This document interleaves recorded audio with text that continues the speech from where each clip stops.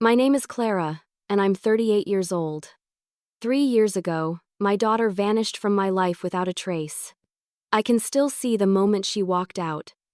Naomi, my only child, standing by the door with her backpack slung over one shoulder, her eyes red from crying and fury.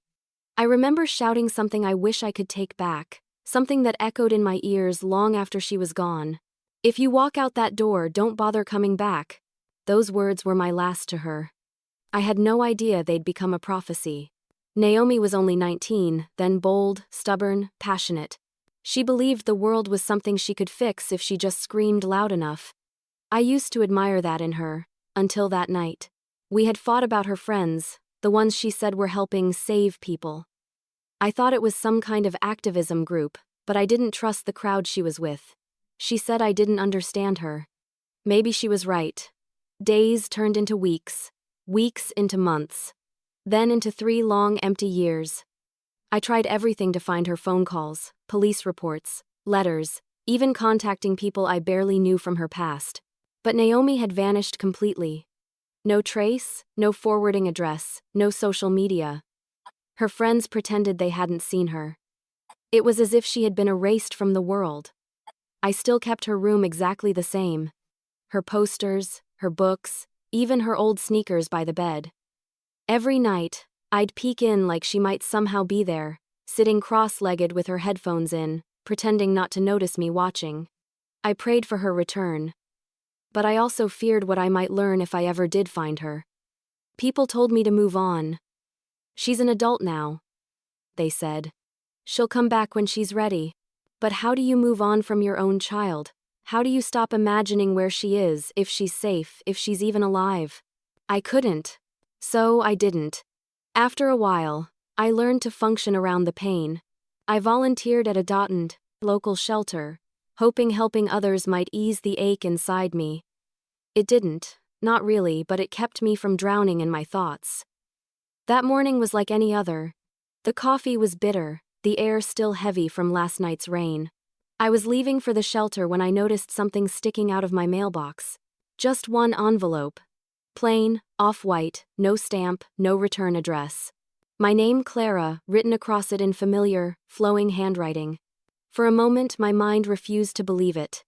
I blinked, then blinked again, my pulse quickening. I knew that handwriting. I'd memorized every curve, every loop from years of birthday cards and post-it notes on the fridge. It was Naomi's. The world seemed to tilt slightly. My vision narrowed until all I could see was that envelope. My hand trembled as I reached for it, fingers brushing against the paper as if it might vanish if I touched it too hard. My heart hammered in my chest, loud and painful, like it was trying to break free. Was it real? Could it really be from her? After all this time, 3 years of silence, why now? And what could she possibly have to say?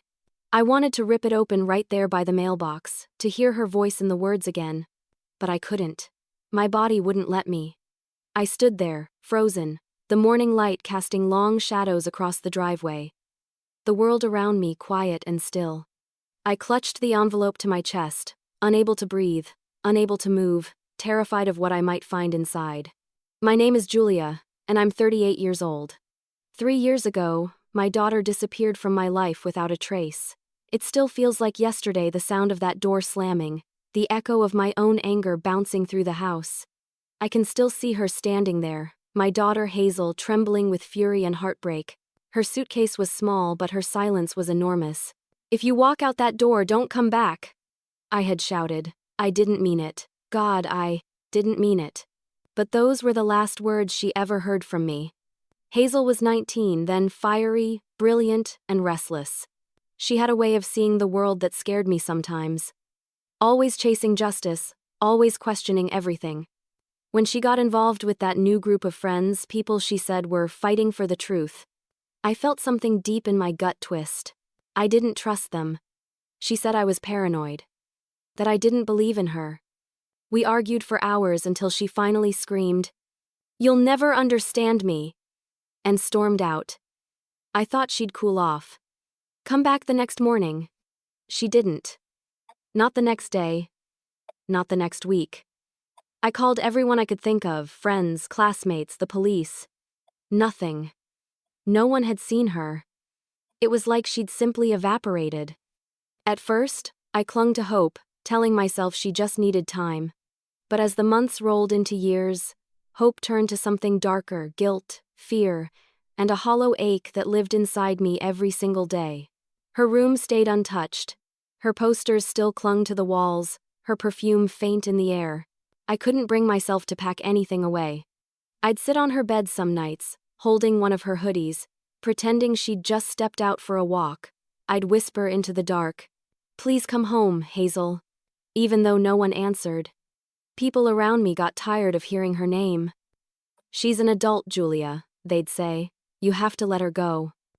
But how does a mother let go of her child when there's no proof she's safe? You don't. You just learn to live with the uncertainty, that quiet, gnawing pain that never stops. After the first year, I tried to rebuild my life. I started volunteering at a community center. I thought if I could help other people, maybe I could forgive myself a little. It worked sometimes. On the outside, I smiled. On the inside, I was waiting, always waiting. Then, one quiet morning, everything changed. I was leaving for the center when I noticed something in my mailbox. One envelope, no stamp, no return address, just my name, written in blue ink. Julia. I froze. The handwriting, I knew it instantly. Every curve of the letters, every slant of the pen, it was Hazel's. I'd recognize it anywhere. My breath hitched. My fingers went numb. For a second, I thought I was imagining it, that my desperate heart had conjured it up. But no, it was real. The world fell silent around me, no birds, no wind, no sound but the thudding of my heartbeat. I reached out slowly, as if touching something sacred, and took the envelope from the mailbox. The paper was slightly damp from the morning dew. Hazel's handwriting. After 3 years of silence, I wanted to tear it open right then, to see her words, to know she was alive. But my hands wouldn't move. The fear that what was inside might change everything, or worse, confirm my worst nightmare, rooted me to the spot. I pressed the letter against my chest, eyes stinging with tears, and whispered, "Please, Hazel, let this be you." I stood there in the cold morning light, unable to open it, afraid the truth inside might break me forever. I sat at my kitchen table, staring at the letter that might change everything. The envelope lay in front of me, pale against the dark wood, mocking me with its silence. My coffee had gone cold. My hands shook every time I reached for it, so I just stared instead, terrified and desperate all at once. 3 years of nothing? 3 years of waking up to emptiness, and now, suddenly, Hazel's handwriting was here, right in front of me. I traced the loops of her letters with my finger. The way she wrote my name, it was unmistakable. A part of me wanted to believe this was all a cruel coincidence, a trick. It would almost be easier than believing my daughter, who had vanished into thin air, had somehow written to me now. I kept asking myself, why a letter? Why not a call? Why not show up in person? But deep down, I already knew. Hazel had always loved letters. When she was a little girl, she'd write me notes just to say she loved me. When she was older, she'd write about her dreams, her anger, her hope for the world. I had saved every one of them in a box in my closet. Maybe she knew I'd never ignore a letter from her, no matter what. After what felt like hours, I couldn't wait anymore. My fingers slipped under the seal. The paper tore softly, the sound so small but somehow deafening in the quiet room. The letter inside was a single sheet of paper. I unfolded it slowly, my heart hammering. "Mom, I'm sorry I left," it began. "I never meant to hurt you, but I had to go. I couldn't stay, not after what I found out. You need to know the truth." The words blurred as tears filled my eyes. She was alive. She had to be. She'd written this. But as I read on, a chill crept up my spine. "I can't say where I am," she continued. "It's not safe. I've been watched for a long time. I think they know what I discovered. I've tried to stay hidden. But if you get this, it means they might have found me." I stopped breathing. My hands trembled so hard I nearly dropped the paper. They? Who were they? Hazel was never one for paranoia, but this sounded like something out of a nightmare. She went on. Mom, please don't trust anyone who asks about me. Even if they say they're helping. Especially them. I need you to be careful. If you get this, it means I might already be gone. I froze. Those last words burned into my mind, might already be gone. Gone where? What was she talking about? My thoughts spun in circles, a storm of fear and disbelief. I wanted to call someone, to show someone the letter, but who could I trust? Hazel's warning rang in my ears, don't trust anyone. I reread her words again and again, trying to make sense of them, trying to find something, anything that could tell me where she was. I even flipped the paper over, hoping she'd written something on the back. Nothing. Just her handwriting, fading slightly near the end, like she'd written in a hurry. Every instinct in me screamed that something was terribly wrong. This wasn't just a runaway daughter writing to say she was sorry. This was a warning, a desperate cry for help. I leaned back in my chair, pressing my hand to my mouth to keep from sobbing. My kitchen felt suddenly too small, too quiet, as if the walls themselves were holding their breath. Hazel's words echoed in my head like a haunting whisper, if you get this, I might already be gone. Those words shattered me, I might already be gone. What did she mean? I sat there long after finishing the letter, the paper trembling in my hands. I must have read it 20 times, each word carving deeper into my chest.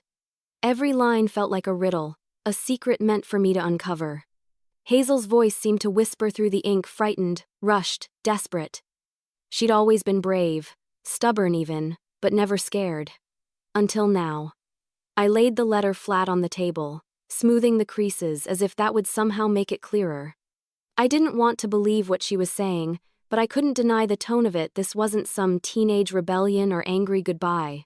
This was fear. Real fear. I tried to think back to the months before she disappeared. Was there something I'd missed? Someone strange she'd mentioned? I remembered her saying once that she was working on something important, but I hadn't paid much attention. I thought it was just another one of her causes. One of those passionate crusades she threw herself into. What if it wasn't? The room felt heavy, the air pressing down on me.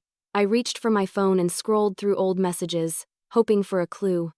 The last one from her was short, just a single line. Don't worry about me, Mom, I'm fine. That was 3 days before she vanished. My fingers hovered over the keypad. I wanted to call the police again, to tell them I'd received this letter. But what would I even say? They'd brushed me off before, told me Hazel had probably just chosen to disappear. I'd gone to them so many times over the years that I could see the pity in their eyes. To them, I was just a mother who couldn't accept reality. But now I had proof, a letter, a warning. And yet, Hazel had written, don't trust anyone. Even the police? The thought made me sick, but she wouldn't have said it without reason. I stood and began pacing the kitchen. Every creak of the floorboards sounded louder than usual. My thoughts wouldn't stop racing. Who was watching her? What had she discovered that made her so afraid? And most importantly, why now? Why after 3 years of silence? Suddenly, I remembered something. The way she'd signed her name. It wasn't her usual signature, it was slanted differently, almost hurried. But there was something else. A faint smudge near the bottom corner, like she'd pressed her thumb into the paper. I looked closer and saw a tiny mark, a number, written so faintly it was nearly invisible. 42B. It didn't make sense. Was it an address? A code? A clue? My heart started pounding again. Maybe she'd hidden a message in the letter. Something she couldn't say outright. Hazel was clever like that. She always loved puzzles. I grabbed a magnifying glass from the drawer and studied every inch of the page, searching for hidden words, numbers, anything. That's when I noticed something else, faint indentations on the back, as if another note had been written on top of it. Maybe Hazel had written another letter before this one, and the pressure from her pen had left traces. I shaded the back lightly with a pencil, the way detectives do in movies. Slowly, faint words began to appear. My breath caught in my throat. They know. Don't come looking for me. My hand froze mid-motion, I could barely breathe. The pencil fell from my fingers and rolled off the table, clattering against the floor. What was happening to my daughter? Who were they? I felt the room spinning. The letter, the warning, the hidden message, it all screamed danger. I pressed a hand to my chest, trying to steady my breathing. Every instinct told me I needed to find her. No matter what she'd written, no matter what danger there was, I couldn't just sit here. That's when I heard the faint crunch of tires outside a car stopping right in front of my house. The sound of tires on gravel made my heart stop. I moved quietly to the window, pulling back the curtain just enough to see outside. A dark sedan sat idling by the curb, its headlights off. The morning light glinted faintly off its windshield, but I couldn't see who was inside. My stomach twisted. It could have been anyone, a neighbor, a delivery driver, but deep down, I knew better. The engine hummed softly for a few moments, then went silent. The driver didn't get out. The car just sat there, watching. I stepped back from the window, pulse hammering in my ears. Hazel's words echoed in my mind. Don't trust anyone who asks about me. I tried to tell myself I was overreacting. But fear has a way of drowning reason. Every instinct screamed that this was connected, that someone knew I had the letter. For the rest of the day, I couldn't focus. Every creak of the house made me jump. I kept checking outside, and every time, the car was still there, unmoving. When dusk settled, I finally gathered the courage to confront it. I walked outside with my phone in hand, ready to take a picture of the license plate.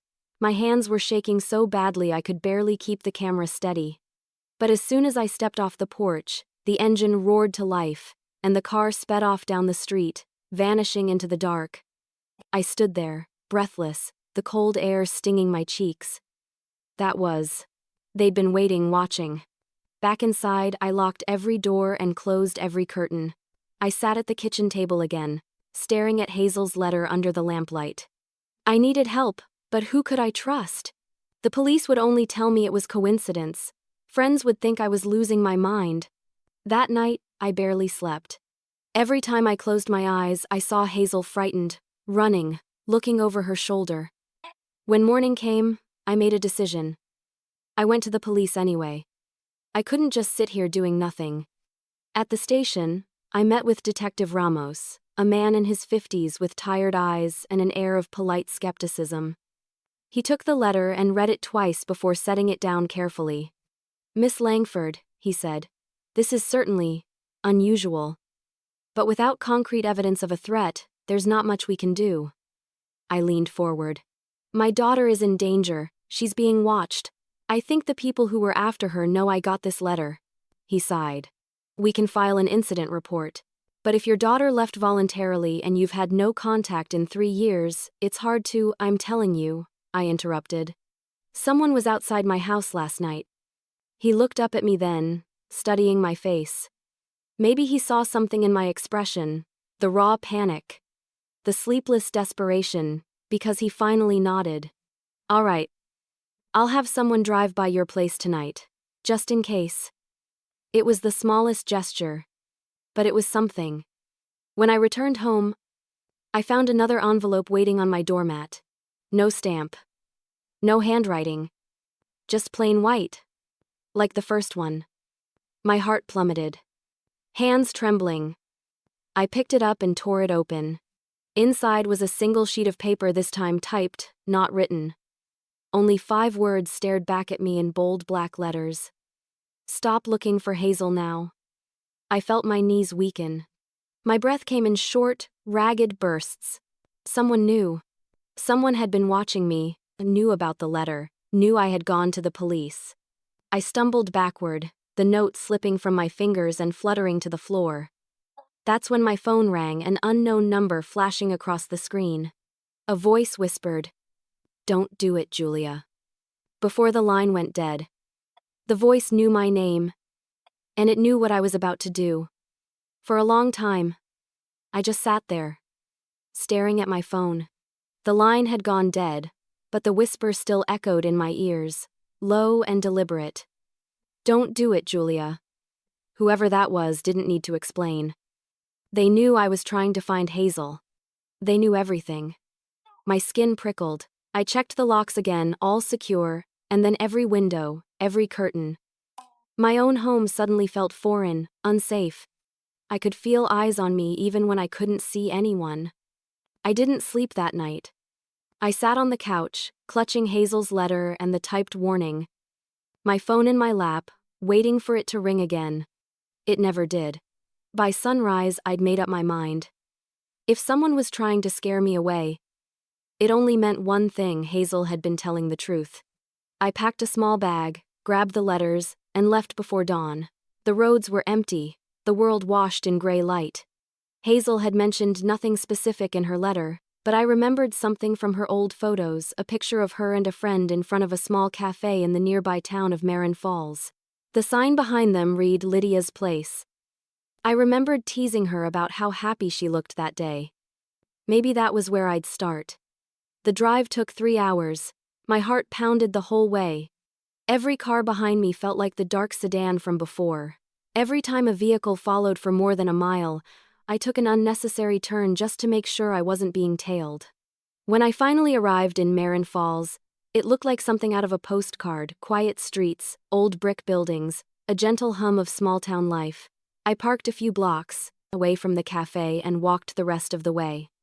The bell above the door jingled softly as I stepped inside. A woman in her late 20s stood behind the counter, drying a mug. Her name tag read Sophie. She looked up with a polite smile. "Coffee or something to eat?" "Actually," I said, hesitating, "I'm looking for someone. Her name's Hazel Langford. I think she might have worked here a few years ago." The smile faded from Sophie's face. For a moment, she said nothing. Just stared at me as if deciding how much to reveal. "Hazel?" she repeated softly. "Yeah, I remember her." My heart leapt. "You do?" She nodded. "She was here for a few months. Quiet girl. Kept mostly to herself, but nice. Real nice." "What happened to her?" I asked. Sophie hesitated again, her eyes darting toward the door. "I'm not sure. One day she just didn't come in. A few people asked around, but no one ever saw her again." The way she said it, the unease in her voice made my stomach twist. "Do you know who she spent time with? Anyone she talked to a lot?" "She hung out with a guy," Sophie said quietly. "Older, maybe in his 30s. Wore a dark jacket all the time. Kind of secretive. They'd talk in whispers when no one was around." "Do you know his name?" She bit her lip, thinking. "Aaron. I think it was Aaron." I wrote it down quickly. "Thank you. You've helped more than you know." As I turned to leave, Sophie's hand shot out and touched my arm. Her eyes were wide. "Be careful, Mrs. Langford. Whatever Hazel was into, it scared her. She wasn't running away from home, she was running from someone." I froze. "Who?" But Sophie just shook her head, lowering her voice to a whisper. "Don't ask. They still come around sometimes." I followed her gaze out the window and my heart stopped. Parked across the street was a dark sedan. The same one from my neighborhood. The same one that had been watching me. Before I could speak, its engine started, and the driver's eyes met mine through the glass. The driver's eyes met mine through the cafe window, and I felt every muscle in my body lock. It was the same car, I was sure of it. The same sleek, dark sedan that had been outside my house. The tinted windows, the faint scrape on the front bumper identical. My breath caught in my throat. I turned to Sophie, who looked just as frightened as I felt. "Do you know them?" she whispered. I shook my head. "No, but I think they know me." Without another word, I slipped the folded note from my pocket, stopped looking for Hazel now, and held it up. Sophie's face went pale. "You need to go," she said urgently. "Out the back door, now." I didn't argue. I hurried through the narrow hallway behind the counter, pushed open the back door, and stepped into a small alley that smelled of damp brick and old coffee grounds. My heart hammered as I ran to my car, every step echoing too loudly in the empty street. When I reached the parking lot, I risked one last glance over my shoulder. The sedan was gone. I slid into my car, locked the doors, and sat there for a moment, gripping the steering wheel until my knuckles turned white. I was shaking so badly I could barely think. But one thing was clear, Hazel's letter wasn't paranoia. Someone really was watching us. I took a deep breath and opened my glove compartment. Inside was the letter, the one I'd nearly memorized by now. As I unfolded it again, something small and crumpled fell from between the folds. My breath hitched. It was a scrap of paper, barely the size of a business card, with a single line scrawled in Hazel's handwriting. "If you find this, go to 142 Brook Street." I stared at it in disbelief. Brook Street was less than 5 miles away. I didn't even remember this slip being there before. Maybe I'd been too focused on the words, too emotional to notice. Started the car.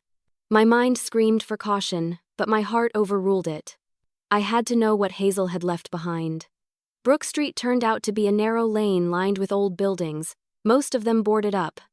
The number 142 belonged to an abandoned bookstore, its faded sign barely hanging from one chain, its windows dusty and cracked.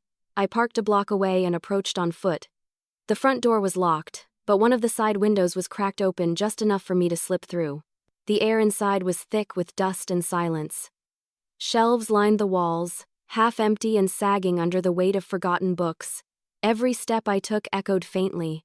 It felt like walking through someone else's memories, eerie, hollow, waiting. Then I saw it.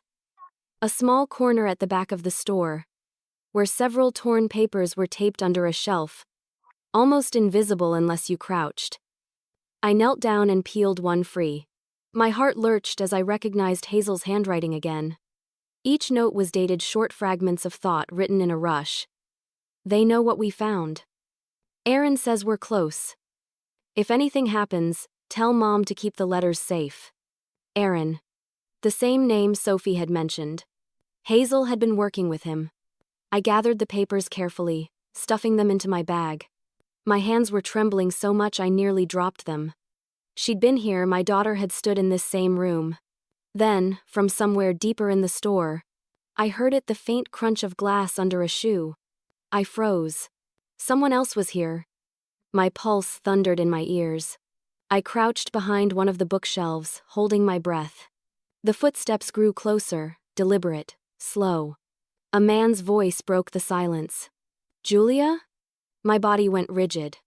I stepped out from behind the shelf, heart pounding, ready to run or scream. The man standing there wasn't a stranger, he was young, with tired eyes and a haunted expression.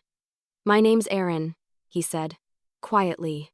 "Hazel told me if anything happened to her, I should find you."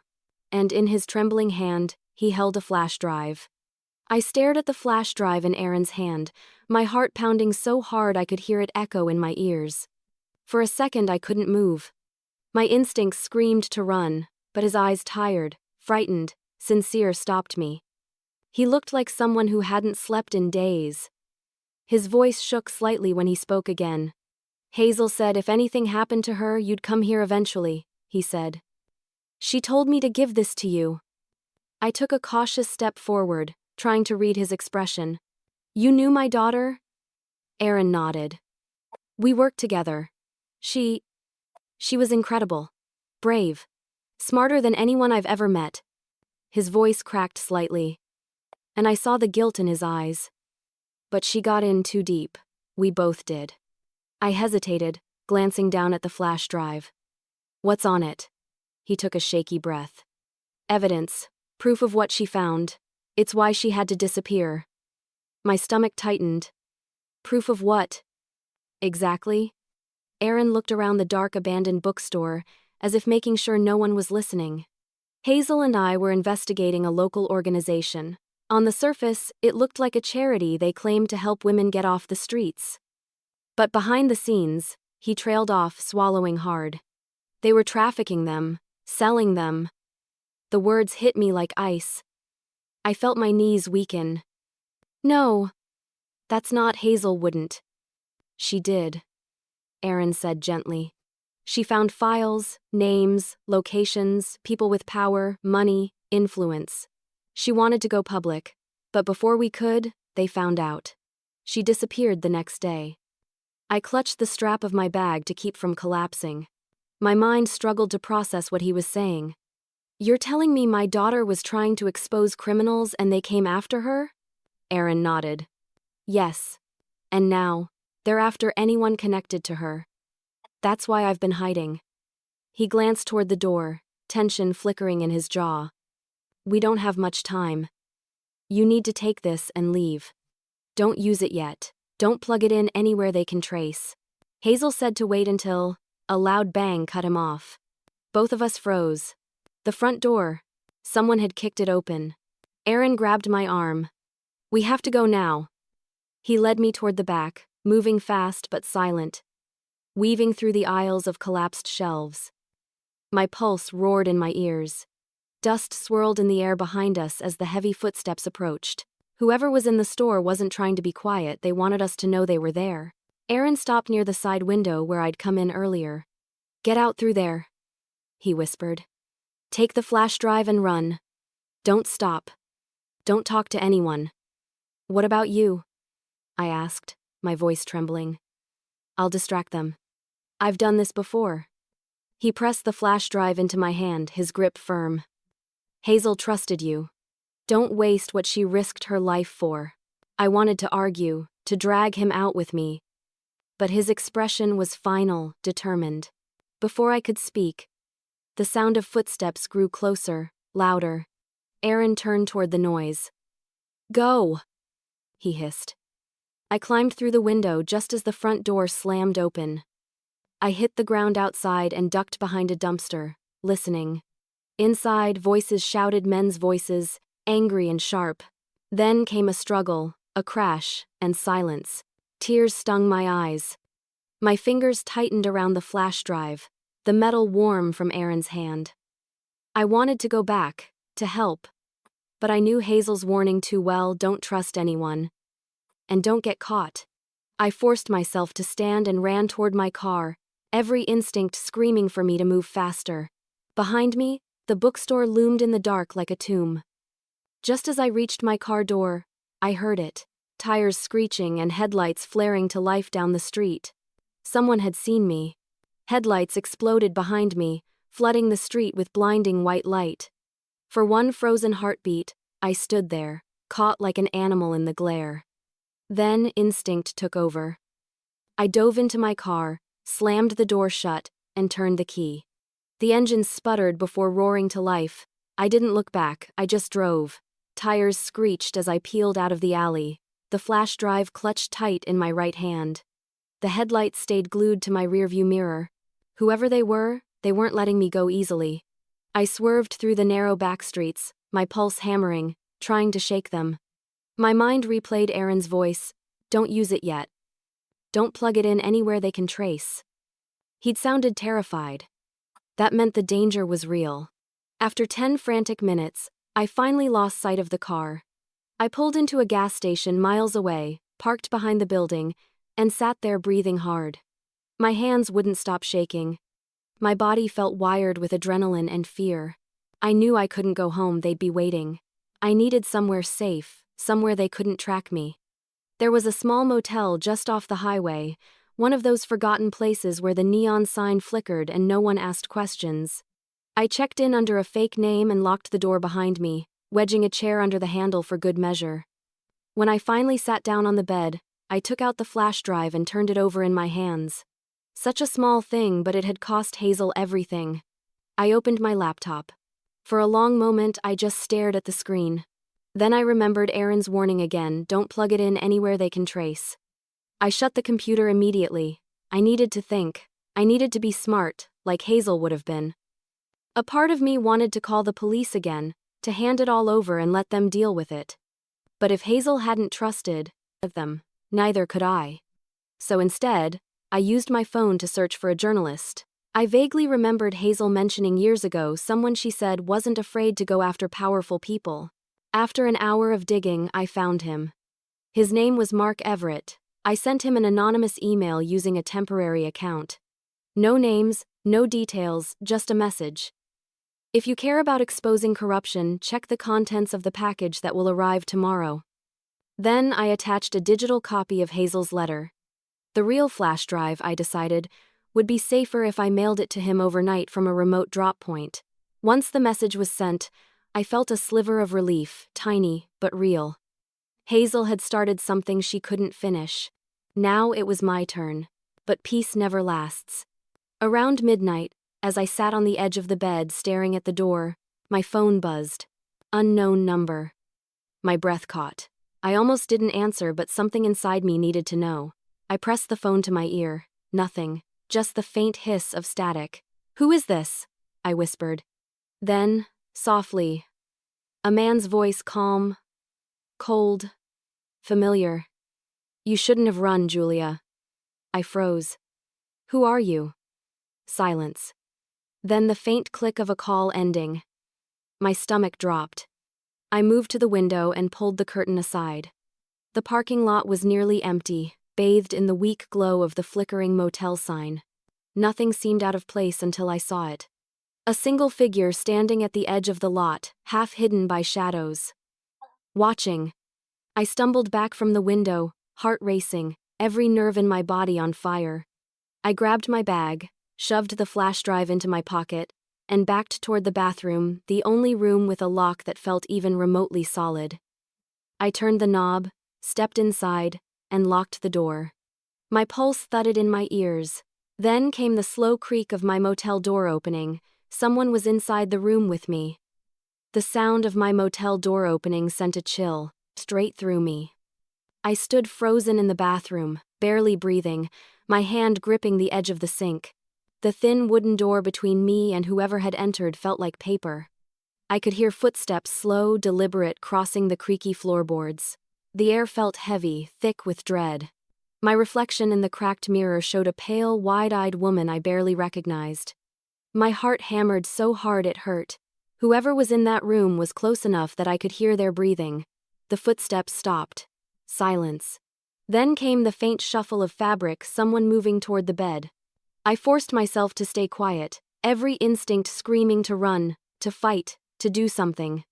I glanced toward the tiny bathroom window above the toilet, too small to fit through, but maybe enough to scream out of if I had to. The floor creaked again. I couldn't take it anymore.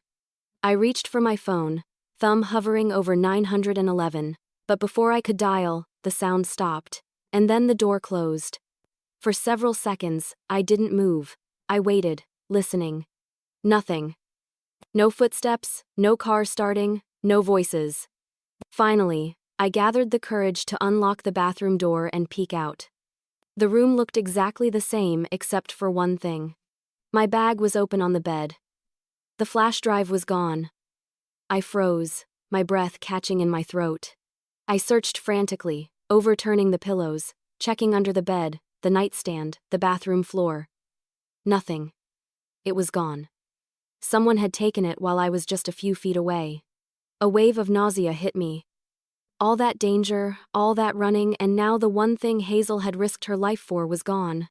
But as I turned to the dresser, something caught my eye, a small folded piece of paper placed neatly beside the TV.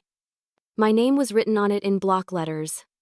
Hands trembling, I unfolded it. The message inside was short, typed like the last warning. "Stop before you end up like her." I dropped the note and stumbled back. My knees gave out, and I sank to the floor, shaking. Whoever this was, they were close. Too close. They'd been in the same room as me while I hid behind that door. I stayed there until dawn, afraid to move, afraid to sleep. When the first light of morning crept through the blinds, I forced myself to pack what little I had and leave. As I stepped outside, I looked around the parking lot. No car, no figure, no sign of life at all. Just silence.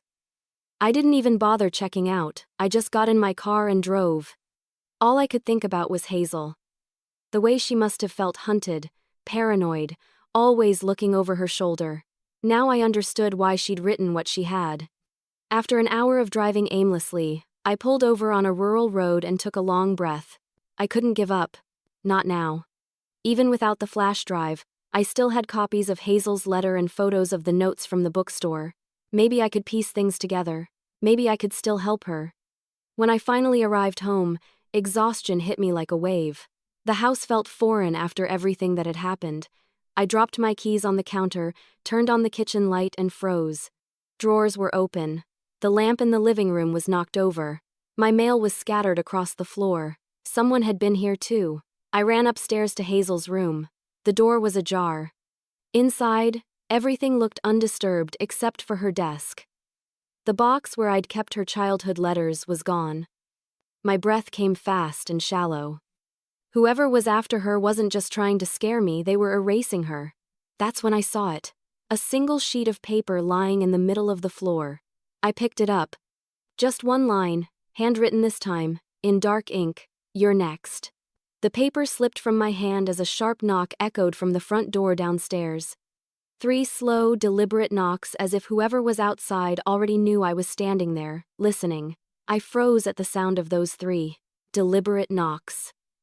Every nerve in my body screamed, "Don't answer."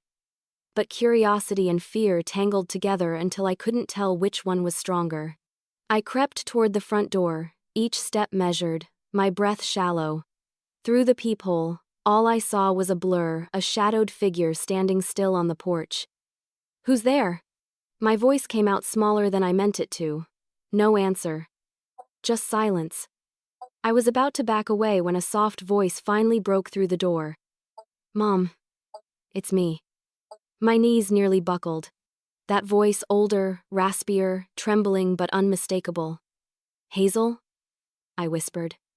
I fumbled with the lock and yanked the door open. There she was. My daughter.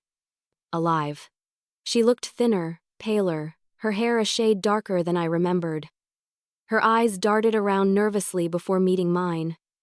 The second our gazes locked, the years of pain and searching fell away. I threw my arms around her, and for the first time in 3 years, I felt whole again. She clung to me like she was afraid I'd vanish if she let go. "Mom," she said between shaky breaths, "I didn't mean to stay away. I just couldn't come back until I knew it was safe." Tears blurred my vision. Safe from who? "Hazel, what's happening?" She pulled back, glancing over her shoulder as if someone might be watching. "We don't have much time. They know I talked to you." I guided her inside, locking the door behind us. "Who? The people from the letters?" She nodded, her hands trembling. "They're not just people, Mom. They're connected police, lawyers. I found evidence years ago, but when I tried to expose it, everything went wrong. They took my friend Aaron first. I think they killed him," I gasped. "Aaron, he found me. He gave me a flash drive." Her eyes widened. "He found you? When?" "Just a few days ago in Marin Falls." "But he didn't make it. They came for him. And the flash drive, they took it." Hazel's face went pale. "That drive was everything. It had proof of what they did. I made backups, but they'll destroy every trace they can find." I gripped her hands. "Then we'll make more. We'll send it everywhere, to every journalist, every agency." "No." Her tone was sharp, almost panicked. "Not yet. We can't just send it. We have to do it safely. Or they'll find us before it goes public." Her words came out quick, breathless, rehearsed. She'd been living like this for years, hiding, running, fighting shadows. "What's on those files, Hazel?" I asked quietly. She hesitated. "Names, photos, transaction records. They were using the charity as a cover, selling women across state lines, using forged documents. I have everything, the bank accounts, the buyers. It's all there." I felt sick. My daughter, barely 19 when she disappeared, had uncovered something monstrous. "You can't keep running forever," I whispered. "We'll go to the FBI." Hazel shook her head. "Some of them are involved, that's what I learned the hard way. There are only a few people we can trust." Before I could respond, headlights flashed through the window, 2 bright beams sweeping across the living room wall. Hazel froze. "They found us," she whispered. My heart lurched. I ran to the window, pulling back the curtain just an inch. The dark sedan sat in the driveway, idling, headlights glaring. "Mom," Hazel said, grabbing my wrist. "We have to go. Now." I hesitated for only a second before nodding. I snatched my car keys and the letters from the table. Hazel already had a small backpack like she'd been ready to run all along. We slipped out the back door into the night, the wind cold and sharp against our faces. As we crept toward the alley, the car door slammed behind us. Footsteps followed. Hazel tugged my hand. "Don't look back!" We sprinted toward the end of the street, our breaths loud in the nude. Silence, our shadows stretching in the headlights behind us. Just before we reached my car, another engine roared to life, blocking our path. The same dark sedan slid to a stop right in front of us. The sedan skidded to a stop, blocking our way, its headlights blinding us in a wash of white. Hazel yanked me backward just as the driver's door flew open. A man stepped out tall, dressed in black, his face hidden beneath the glare of the lights. My heartbeat thundered in my ears. There was no time to think. No time to breathe. Hazel grabbed my hand and pulled me toward the side street. "Come on, Mom," she shouted. We ran. The pavement was slick under our feet as we sprinted between houses, the sound of engines roaring behind us. I could hear another vehicle. They weren't alone. I didn't dare look back. Every muscle in my body burned, but fear gave me strength. Hazel led the way, darting through narrow alleys like she knew them by heart. After what felt like forever, the sound of engines faded. We found shelter behind an old church on the edge of town. Hazel doubled over, gasping for air, her face pale in the moonlight. I touched her shoulder, terrified she might collapse. "What now?" I whispered. She straightened, brushing her hair from her face. "We can't go home. We can't go to the police. There's a cabin one I used to hide in. It's about 30 minutes from here. Near the ridge." "You've been living there?" "Off and on," she said quietly, when I had to disappear. We made our way to my car, taking the back roads to avoid being followed. My hands shook as I drove. The silence between us was heavy, filled with questions I was too afraid to ask. Hazel stared out the window, her expression unreadable.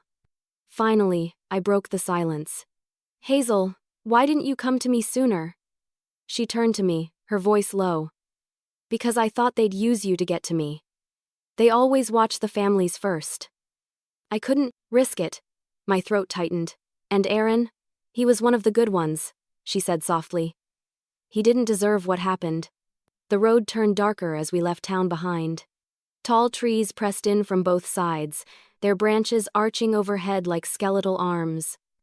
The cabin appeared suddenly through the fog, a small wooden structure tucked deep into the woods. Hazel directed me to park behind it. "Lights off," she whispered. Inside, the cabin smelled of dust and pine. Old blankets were folded neatly on a couch. It wasn't much, but it was safe, at least for the moment. Hazel immediately went to a loose floorboard near the fireplace and pried it up. Beneath it was a metal box. "This is what I couldn't risk keeping with me," she said, lifting it out. Inside were stacks of documents, photographs, and a small second flash drive. I stared. "You had another one?" Hazel nodded. "Aaron helped me duplicate everything before they found us. He said, 'Always make 2 copies.' He saved my life more than once." We sat on the floor as she spread the papers out. My stomach turned as I read them, invoices disguised as donations, receipts for safe house transfers, even photos of women I didn't recognize. "Hazel, this is enough to destroy them," I whispered. "That's what I thought," she said bitterly. "But they have friends everywhere." I tried to go to the press once. The next day, my apartment burned down. I reached for her hand.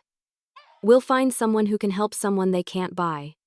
She hesitated, then nodded. "There's a journalist named Mark Everett. I've been in contact with him before. If we can get this to him directly, he'll make it public." Before I could respond, the distant rumble of engines shattered the silence. Hazel froze, eyes wide. "They found us," she whispered. I rushed to the window. Headlights were weaving through the trees. Getting closer. Dozens of them. Hazel grabbed the documents and shoved them back into the box. "We have to hide now." We ran down into the small root cellar beneath the cabin. The air was damp and cold. Dust filled my lungs as I crouched beside her. Above us, car doors slammed, boots crunched on gravel, and men's voices called out our names. "Hazel Langford, Julia Langford, come out quietly and no one gets hurt." Hazel grabbed my hand in the dark. "Don't move," she whispered. "Whatever happens, don't make a sound." The cabin floorboards creaked above us. Shadows moved across the cracks of light. Then the sound of shattering glass broke the silence they were inside. The crash of breaking glass tore through the night like a gunshot. Dust rained down from the ceiling of the cellar as Hazel and I crouched in the dark, frozen in place. Above us, boots thudded heavily across the cabin floor. Men's voices murmured low, urgent, and close. My pulse raced so hard I thought they'd hear it through the floorboards. Hazel pressed a finger to her lips, signaling me to stay silent. Her other hand gripped the metal box of evidence so tightly her knuckles turned white. I'd never seen her so pale, so utterly terrified, yet there was still a fire in her eyes. The voices grew louder. One of the men said, "They were here, check the back, she's not far." Hazel leaned close and whispered in my ear, "There's a way out through the old drain tunnel. It leads to the creek behind the hill." "We can't wait." I nodded, too afraid to speak. Together, we crawled toward the far corner of the cellar where a rusted metal grate sat half buried under dirt. Hazel pried it up with her hands, grunting softly with effort. The cold night air rushed in, carrying the scent of rain and pine. I hesitated for just a moment. The tunnel was narrow, pitch black, and half filled with water, but there was no choice. Behind us, the trapdoor creaked. Someone was pulling it open. "Go!" Hazel hissed. "Now!" I slid into the tunnel, the icy water soaking my clothes instantly. Hazel followed close behind, pulling the grate back into place just as the cellar door above us flew open. Flashlight beams cut through the cracks, slicing across the floor where we'd just been. We crawled through the tunnel on our hands and knees, the sound of muffled shouting fading behind us. My palms scraped against the rough concrete, and my heart pounded so loud it drowned out everything else. The water deepened as we moved, and soon we were half crawling, half wading. After what felt like an eternity, the tunnel widened, and faint moonlight appeared ahead. Hazel pushed past me and kicked open the rusted metal exit. We stumbled out into the woods, soaked and shivering. Rain had started to fall, thin and cold. Hazel clutched the box to her chest as we ran toward the road. My lungs burned, and my legs ached, but adrenaline kept me moving. We didn't stop until we saw headlights in the distance this time, not from the sedan, but from a large pickup truck heading our way. Hazel flagged it down desperately, waving both arms. The driver, an older man in a flannel shirt, rolled down his window. "You two okay?" "Please," I gasped. "We need to get to the nearest police station." He studied our drenched clothes and wild eyes for a moment, then nodded. "Get in." We climbed into the truck, our breaths coming in ragged gasps. As he drove, I kept glancing back, terrified we were being followed. At the police station 20 miles away, Hazel and I rushed inside. I expected the same cold indifference I'd met before, but this time was different. The officer on duty, a woman, took one look at our faces and immediately called for backup. Within minutes, detectives were poring over the documents Hazel had brought. Hazel sat beside me, trembling, her hands clasped tightly. I brushed a strand of wet hair from her face. "It's over now," I whispered. "We're safe." She didn't answer. Her eyes stared blankly ahead, distant and unfocused. Something in her expression made my stomach twist. "Hazel?" I asked softly. She blinked and finally turned to me. "Mom, it's not over," she said, her voice barely audible. "They won't stop until the story is out. Until the world knows." I opened my mouth to respond, but before I could, one of the officers approached us. "We'll keep you both here tonight for safety," he said kindly. "You can rest. We'll make copies of everything." For the first time in years, I felt the faintest flicker of relief. Hazel leaned against me, exhausted, her eyes fluttering shut. But peace never lasts. Hours later, near dawn, I woke to the sound of footsteps echoing down the hallway. I sat up, realizing Hazel was gone. Her blanket lay folded neatly beside the chair, the metal box missing from the desk. Panic surged through me. I rushed to the restroom, and there, on the sink, was another letter, folded carefully, addressed in her handwriting. My name written on the front and beneath it, 2 words that made my blood run cold. Don't follow. My hands shook as I unfolded Hazel's final letter. The fluorescent light above the restroom flickered weakly, casting shadows over the tiled walls. My reflection in the mirror looked ghostly, eyes hollow, face pale. I could barely breathe as I began to read. Mom, if you're reading this, it means I had to leave again. Please don't panic. I'm safe for now. I know you want to come after me, but you can't. Not this time. Tears blurred the ink almost immediately. I gripped the counter to steady myself, forcing my eyes to keep reading. I couldn't stay at the station. The people who helped us tonight don't all work for the law, some work for them. I recognized one of the men from the charity's board. They've already infiltrated more than you realize. If I'd stayed, we both would have been taken. A sob caught in my throat. I wanted to deny it, to believe we were safe here, but deep down, I knew she was right. Hazel had seen the rot inside the system up close. I hadn't. I'd only glimpsed it through fear and fragments of her story. I'm sorry I couldn't wake you before I left. The letter continued. I watched you sleep for a few minutes. You looked peaceful for the first time in years, and I couldn't take that from you. You've done enough, Mom. You found me. You believed me when no one else would. That's more than I could have ever asked for. I pressed the paper to my chest, biting back tears. I could almost hear her voice, trembling but strong. The same voice that used to read bedtime stories in the dark. I still have the second flash drive. The letter went on. The one Aaron helped me hide before everything fell apart. It's not over yet, but we're close.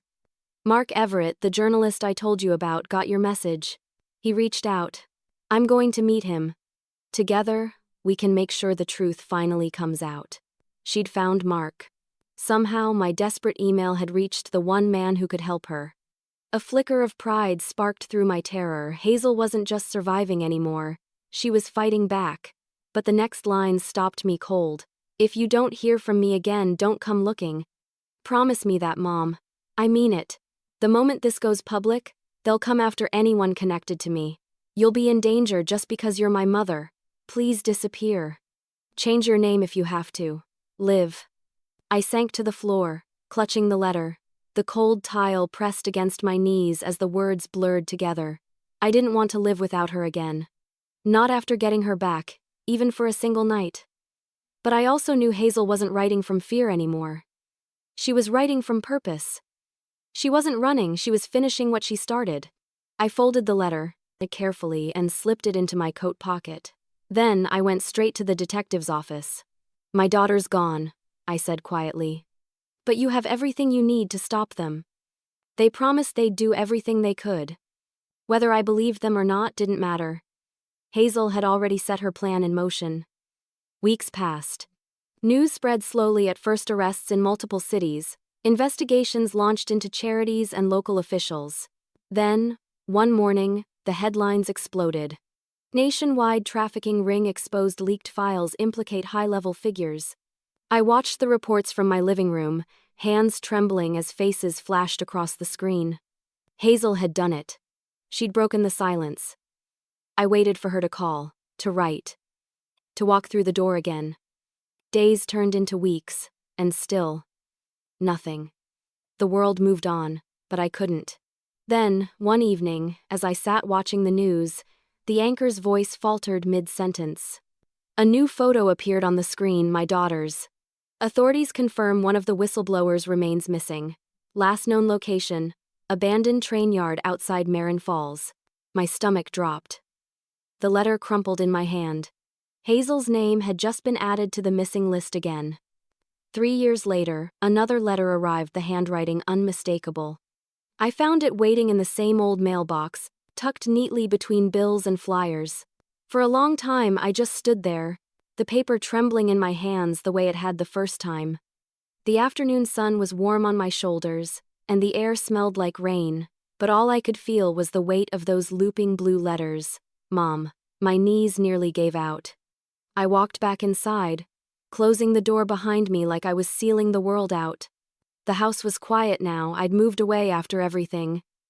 Changed my name just like Hazel had told me to. I lived small, careful, invisible. The past 3 years had been spent in waiting. Waiting for news. For closure. For any sign that my daughter was still alive. And now, I had it. My fingers trembled as I tore open the envelope. Inside was a single page, folded cleanly, her handwriting clear and strong. I sat at the kitchen table, the same one where all of this had begun, and began to read. Mom, if you're reading this, it means I finally can tell you the truth. I'm safe. I'm alive. I made it out. I pressed my hand to my mouth. Tears already streaming. I couldn't contact you before. Everything had to disappear, my name, my face, my entire identity. But it's over now. The people behind it have been taken down, every single one of them. The network's gone. We did it. We did it. The words blurred through my tears. I kept reading, unable to stop. I've been working with an organization overseas that helps survivors rebuild their lives. I've met people who remind me of you, strong, stubborn, unbreakable. You'd be proud of what we're doing. I'm using a new name now. But I carry yours in my heart. I let out a shaky laugh. My heart ached with love and grief all tangled together. Sometimes I dream about home, the letter went on. About the way you used to braid my hair before school, or how we'd sit on the porch during summer storms. I miss that more than I can say. But I can't come home yet. Not until it's truly safe. I traced the curve of her signature, not her old one, but something new, careful. Still, it was hers. Every line carried the rhythm of the girl I'd raised. The letter ended with a promise. I'll come back when I can, Mom. I swear it. Until then, live. Don't wait for me in fear anymore. Wait with hope. Hazel. I folded the paper against my chest and sobbed until the tears turned to laughter. I'd spent years thinking hope was a kind of pain, a wound that never closed. But in that moment, I realized it was the only thing that had kept me alive. Outside, the sun was setting. The sky turned gold, then pink, then a deep violet that reminded me of the evenings Hazel and I used to sit outside together, counting the stars. I opened the back door and stepped onto the porch. The wind was soft, carrying the scent of lilacs, her favorite. On the horizon, a single light flickered on, distant, warm, alive. I liked to think she could see the same sky wherever she was. I went inside and placed the new letter beside the old ones, all kept safe in a wooden box. My fingers brushed the lid as I whispered, "You did it, Hazel. You really did it." The house was still, but it no longer felt empty. Every heartbeat, every breath carried her with me. As the first stars appeared, I closed my eyes and whispered into the quiet, "This time, I'll wait, but with hope." And for the first time in years, I truly believed she would come home.